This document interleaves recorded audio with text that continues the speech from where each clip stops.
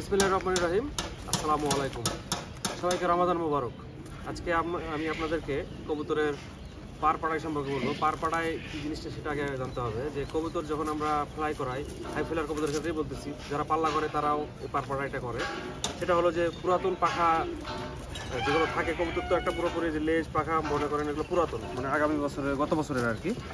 তো এখন যখন আমরা কবুতরগুলো উড়ানো শুরু করবো, তার আগে কবুতরগুলোকে পরিপূর্ণভাবে ওদের যেন নতুন পাখা ফেদার গজায়, সেই কার্যক্রম অংশ হিসেবে আমরা পুরাতন পাখাগুলো সব তুলে ফেলবো, দিয়ে ওদেরকে একদম নতুন একটা সব পাখা একসাথে একই রকমভাবে করবে। কারণ অনেক সময় থাকে কি, কবুতর উঠতে উঠতে ও পাখার আগাগুলো খেয়ে যায়, তারপর উকুনের প্রভাবে পাখা খেয়ে যায়, এগুলো অনেক কারণ থাকে। আমার পাখা অনেক ছোট থাকে, বড় থাকে, লেজ ছোট থাকে, বড় থাকে, বিভিন্ন কারণে। তো সব মিলে যখন একসাথে পাখাগুলো টেনে দেবো, তখন একই রকমভাবে পাখা বের হবে, একই রকমভাবে লেজ বের হবে।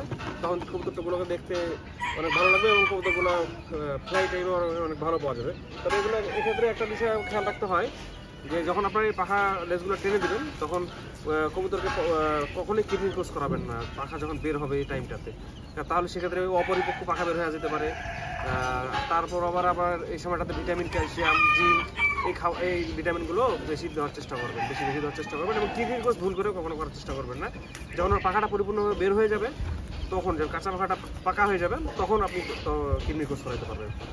তো কীভাবে করবেন, কবুতরটা ধরবেন এভাবে। কবুতরটা এই যে পাখাটা এভাবে ধরতে হবে, ধরে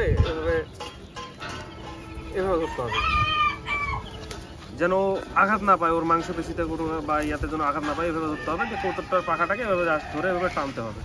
এভাবে টানে আস্তে আস্তে টেনে সিঙ্গেল করে তোলাই ভালো। যেহেতু যার কবুতর বেশি থাকে তারা দ্রুত তোলার জন্য অনেক সময় পাখা একসাথে টানে, কিন্তু টানা একসাথে টানা উচিত না, একটা করে টানাই ভালো।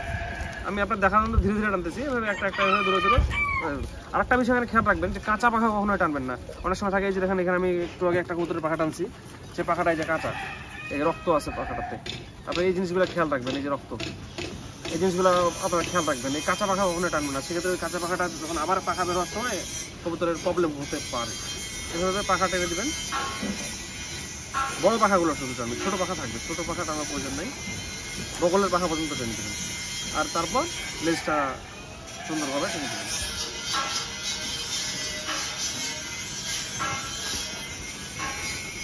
এভাবে আপনারা পারপাটাই করবেন কবুতরে, তাহলে কবুতরের পাখাগুলো সব একসাথে বের হবে সুন্দরভাবে, এবং কবুতর সুস্থ সবল থাকবে এবং ফ্লাই টাইম ভালো পাওয়া যাবে। কবুতরগুলো যখন উড়ানো শুরু করবে, টুর্নামেন্ট শুরু হবে, তখন আপনারা এই কাজটা করবেন আর কি। টুর্নামেন্ট শুরু হওয়ার মিনিমাম আরেকটা বিষয় হলো, এগুলো বেরোতে কতদিন লাগে, মিনিমাম 50 থেকে 51 দিন পরিপূর্ণভাবে পাখাটা বেরোতে সময় লাগে।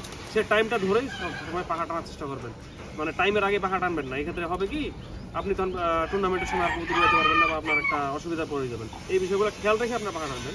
আমাদের সামনে টুর্নামেন্ট, এখন যেহেতু টুর্নামেন্ট চলতেছে না বা শুরু হয় নাই, সেহেতু আমি টাইম পাবো।